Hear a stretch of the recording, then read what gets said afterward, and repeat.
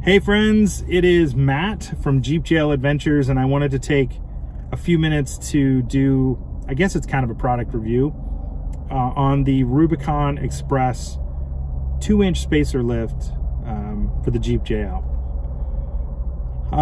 This is a slightly different review in that not only has it already been installed, and I'm not going to show you any pictures of the installation or the process of installation, I've actually also already had it removed. So I had it installed in December. I had it taken off last Friday, and that's what I want to talk to you about today is why I made that decision, why I had it taken off. I went in to get a rear spacer. TerraFlex makes a rear spacer because my Jeep sags in the back. The two-door Rubicon, it just sits uneven. The back end sags a little bit. And in talking to the folks there at 4-Wheel Drive Parts, they recommended actually just putting in the Rubicon Express 2-inch spacer lift. They felt that overall it was money better spent, that I would like the look of the Jeep lifted. It would make the tires, my 35s, fit a little bit better. Picked it up. It looked amazing. On my Instagram, there's some pictures of the Jeep with the kit installed. Definitely made the 35s look better. Definitely did not solve the sagging issue. It still was super saggy in the back. I don't think it made it worse, but it certainly didn't make it better. Yeah, I was really happy with it. Drove it home, parked it.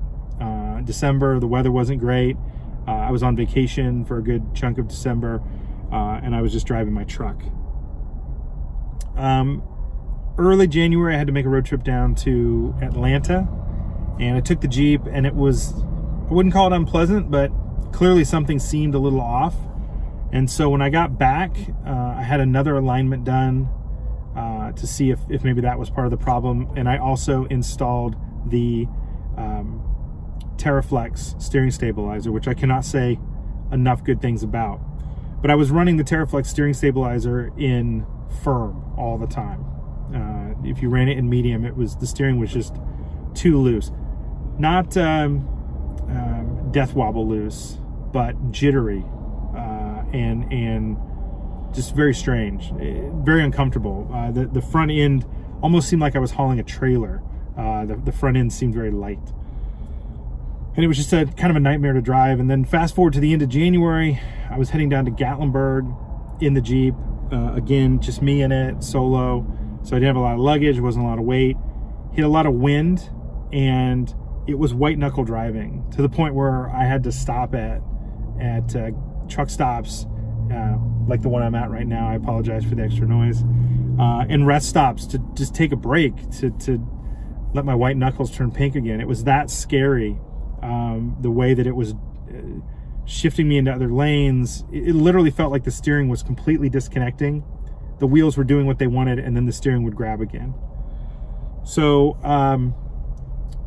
I basically made the decision that I was going to get rid of the JL and move towards something that maybe had a little bit more road manners. It is a daily driver for me.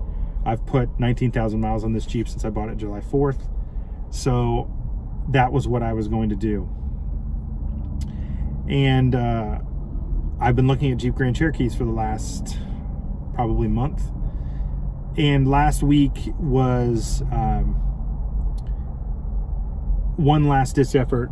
I had them take the kit off, and candidly, I paid $913 to have the kit installed. I paid $413 to have the kit removed, the alignment redone, and when I picked the Jeep up and drove to the interstate, it was immediate that everything was fine.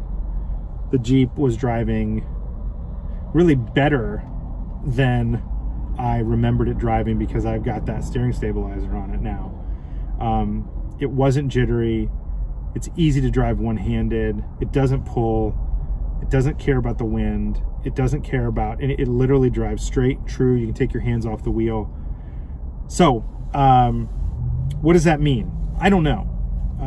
I've heard a lot of different theories. A lot of people, when I posted on Instagram that I had it removed, and people that I know in the Jeep world have told me that they run the Rubicon Express on their Jeeps and have no problems. I ran a Rubicon Express kit on my JK, which was a 4-door, and had no problems. I have yet, though, to talk to somebody that has the Rubicon Express kit on a 2-door Rubicon that doesn't have problems. In fact, I haven't been able to find anybody that has a 2-door Jeep JL Rubicon that's in my circle of friends. So my only guess, and this is a pure guess, is that the kit was tested, designed, built, like probably most parts, for the 4-door JL. And they probably used a 4-door JL as the mule when they came up with the design and the build out. And like a lot of things, for example, the Mopar 2-inch lift kit, they don't recommend putting it on a 2-door. And so there's got to be a reason that Jeep Mopar kit fits a 4-door but not a 2-door. And I have to assume that that's part of what's happening here, is that the Rubicon Express kit works perfectly fine on a 4-door, doesn't work on a 2-door. So that's my experience. I wouldn't recommend it. I wouldn't tell anybody to do it. I certainly won't do it again. I think it's a great kit. It's put together well. It was clearly installed really well. The folks at 4-Wheel Drive Parts couldn't have been, I guess they could have not charged me to remove it. But other than that, they were really cool about it. But yeah, if you've got a 2-door JL, my opinion, Rubicon Express 2-inch spacer lift is maybe not your best bet. I would maybe look at something else. And I think it's bigger than just the fact that it was sitting up 2 inches higher. I've driven lifted vehicles. Like I said, my last Jeep was lifted. My truck is lifted. I had a lifted Nissan Xterra. So I know lifting a vehicle causes some wind stuff. This was a total handling shift. The entire vehicle handled differently, even at low speed on city streets. And like I said, the minute that kit was removed, it's back to driving normal again. So I just wanted to make a quick video. Hopefully that helps folks. If you're thinking about buying the Rubicon Express kit, you know, give it a second thought. If you do have it, talk to the dealership, talk to the vendor that you're buying it from, see if they have examples of folks. I would certainly, if you buy it, to have it professionally installed, have them take it for a test drive after it's done to make sure that it seems right. Find out maybe from them in advance if it doesn't handle the way it should. Is there a way they'll give you a refund or some of your money back? I wouldn't holistically walk into a store, hand them $1,000 and hope that it's going to be a great driving experience, because for me it wasn't. So I just want to share that. I'm sure there's going to be comments below of people that have it and love it, but my experience was not that, and I wanted to share it.